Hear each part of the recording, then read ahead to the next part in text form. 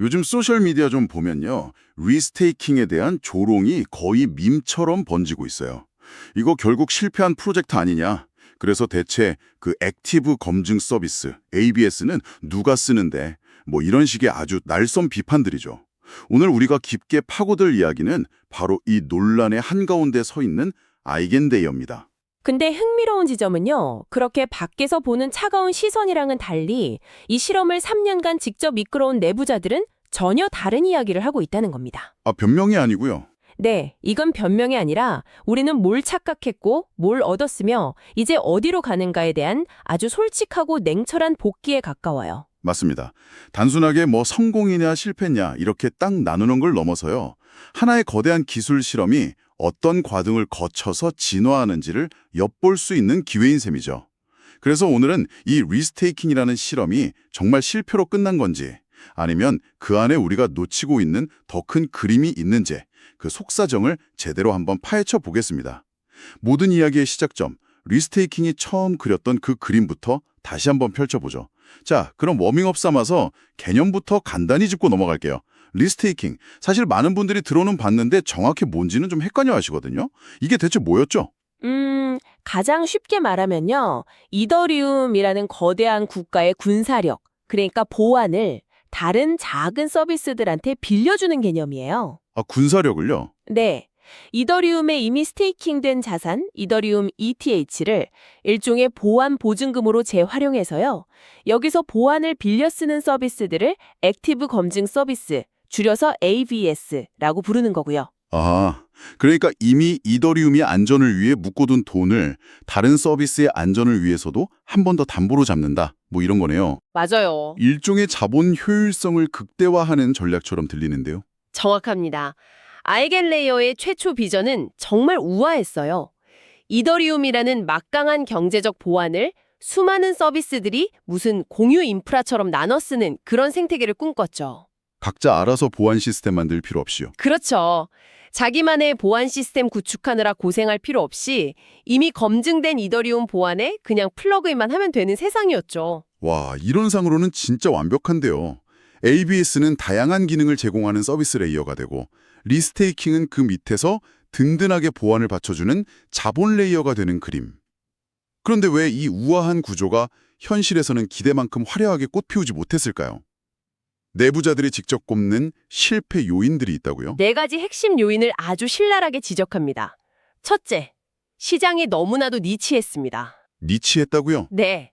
AVS를 만든다는 게요, 우리가 흔히 생각하는 서비스형 소프트웨어, 사스 개발하는 거랑 완전히 차원이 다른 문제였습니다. 잠깐만요. 그게 왜 그렇게 다른가요? 그냥 아이디어 좋은 서비스 만들어서 아이겐 레이어에 연결하면 되는 거 아니었나요? 그게 바로 시장의 가장 큰 오해였습니다. 실제로는 AVS 하나를 만든다는 건 사실상 지분 증명, 코스 프로토콜을 처음부터 하나 창업하는 수준의 엄청난 개발 난이도와 진입 장벽을 요구했거든요.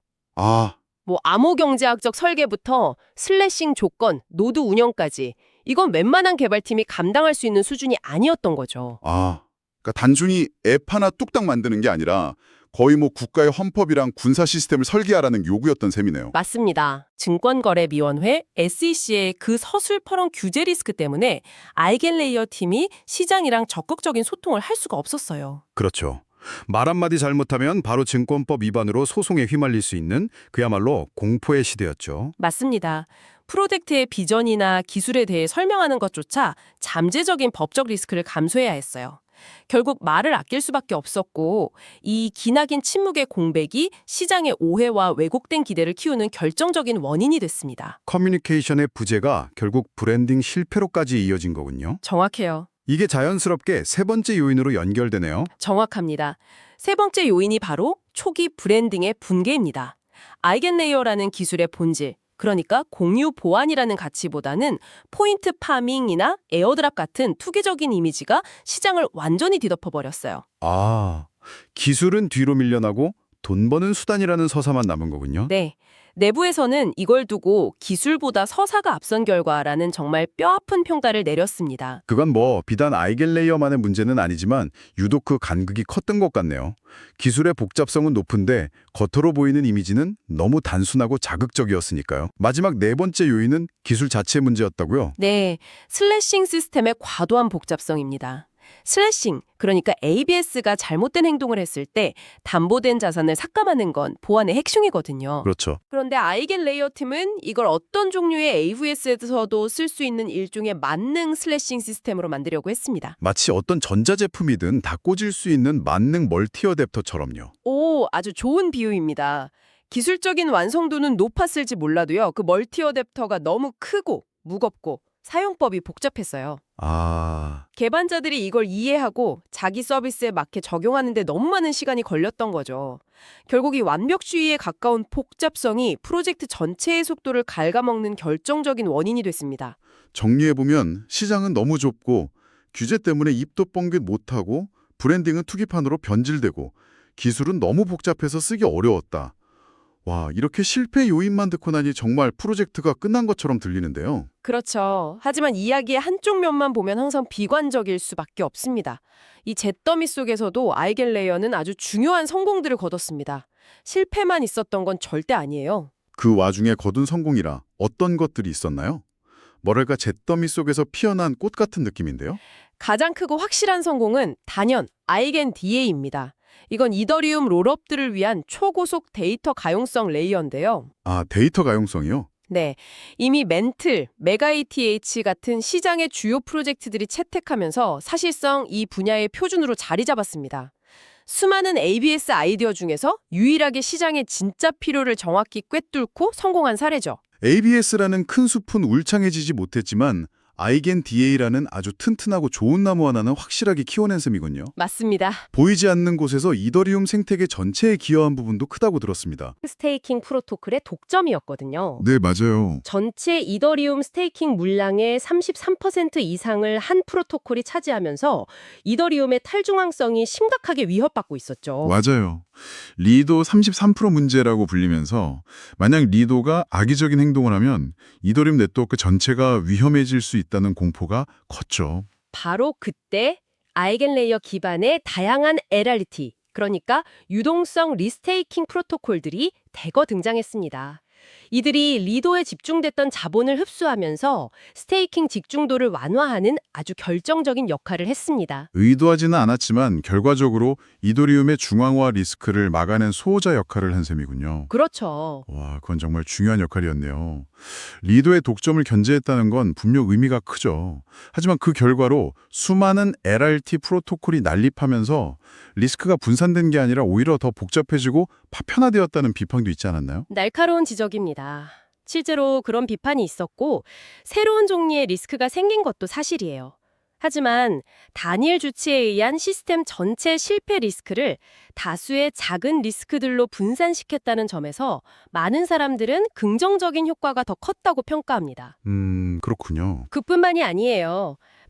프리컴퍼메이션이라는 인프라 시장을 크게 가속화시키기도 했습니다. 프리컴퍼메이션이라면 블록이 완전히 확정되기 전에 사용자에게 거의 즉각적인 피드백을 주는 기술을 말씀하시는 거죠. 온라인 쇼핑으로 치면 주문 접수 완료 문자 같은 일종의 예비 확정 같은 느낌으로요. 완벽한 산란입니다. 커밋 부스트 같은 기술을 통해서 이더리움 전체 검증자의 35% 이상을 연결하면서 이 시장의 성장을 이끌었죠. 그리고 무엇보다 중요한 건 이 모든 실험을 진행하는 3년 동안 수십조 원에 달하는 자산을 단 한 번의 보안 사고 없이 안정적으로 운영했다는 점입니다. 와, 말일지 수많은 해킹 사건이 터지는 이 바닥에서 이건 정말 대단한 기술적 성과라고 봐야 합니다. 알겠습니다. 실패의 교훈도 명확했고 그 와중에 거둔 성공도 분명했군요. 자, 그럼 이제 가장 흥미로운 부분으로 넘어가 보죠. 이 모든 경험을 자산 삼아 아이겐 레이어는 이제 어디로 가고 있는 건가요? 이걸 전략 대전환이라고 표현했던데요. 더 이상 AVS라는 좁고 복잡한 개념에 얽매이지 않기로 결정했습니다. 이제 그들의 목표는 개발자가 바로 쓸 수 있는 검증 가능한 클라우드가 되는 거예요. 검증 가능한 클라우드. 네, AVS라는 중간 인프라 단계를 넘어서 개발자들에게 직접적인 가치를 제공하겠다는 명확한 선언이죠. 검증 가능한 클라우드라. 솔직히 좀 마케팅 용어처럼 들리기도 하는데요. 아마존 웹 서비스 AWS나 구글 클라우드 같은 기존 클라우드랑 근본적으로 다른 점이 뭔가요? 검증 가능하다는 게 무슨 뜻이죠? 핵심을 짚으셨네요. 이 클라우드는 크게 세 가지 축으로 구성됩니다. 첫째는 이미 성공을 거둔 아이겐 DA, 즉 검증 가능한 데이터. 네. 둘째는 아이겐 컴퓨트, 검증 가능한 실행 환경. 그리고 마지막 셋째가 바로 아이겐 AI, 검증 가능한 AI 추론 환경입니다. 아, AI까지요? 네, 기존 클라우드에서 일어나는 모든 계산과 데이터 저장은 해당 기업을 신뢰해야만 하잖아요. 하지만 아이겐 레이어의 클라우드는 모든 과정을 암호학적으로 검증할 수 있게 만들겠다는 겁니다. AWS라는 인프라 중심에서 실제 개발자들이 바로 가져다 쓸 수 있는 데이터, 컴퓨팅, AI라는 애플리케이션 중심으로 전략이 180도 바뀐 거네요. 맞습니다. 특히 AI와의 결합이 눈에 띄는데요. 보안 레이어를 만들던 프로젝트가 갑자기 AI라니 좀 뜬금없게 들리기도 하거든요. 이게 그냥 유행에 편승하는 게 아니라 정말로 해결하려는 구체적인 문제가 있었던 건가요? 바로 그게 새로운 전략의 심장입니다. 현재 우리가 사용하는 AI 모델, 예를 들어 챗 GPT 같은 것들의 추론 과정은 완벽한 블랙박스예요. 우리는 그저 AI가 내놓은 결과를 믿을 수밖에 없죠. 그렇죠. 만약 AI 에이전트가 우리를 대신해 금융거래를 한다면 우리는 그 AI를 만든 화살을 전적으로 신뢰해야만 하는 한계가 있습니다. 아이겐 레이어는 여기에 검증 가능성이라는 무기를 더해서 신뢰가 필요 없는 AI 에이전트라는 완전히 새로운 시장을 열려고 합니다. 신뢰가 필요 없는 AI 에이전트라. 아직 감이 잘 안 오는데요. 예를 들어 제가 AI한테 제 주식 포트폴리오 관리를 맡겼다고 해보죠. 이 기술이 적용되면 뭐가 달라지는 건가요? 제 돈을 빼돌리지 않았다는 걸 수학적으로 증명해 준다는 뜻인가요? 정확히 그런 겁니다. 그 AI가 어떤 데이터를 보고 어떤 논리, 즉 추론에 따라 어떤 거래, 즉 행동을 실행했는지를 모두 블록체인 위에서 암호학적으로 검증하고 증명할 수 있게 되는 거죠. 와, 이젠 더 리센트 AI를 만든 회사나 개발자의 양심을 믿을 필요가 없습니다. 그냥 공개된 코드랑 온체인에 기록된 검증 기록만 보면 되는 거예요.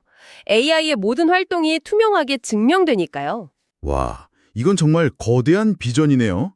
단순히 블록체인 보안 문제를 넘어서 AI 시대의 신뢰 문제를 정면으로 다루겠다는 거니까요.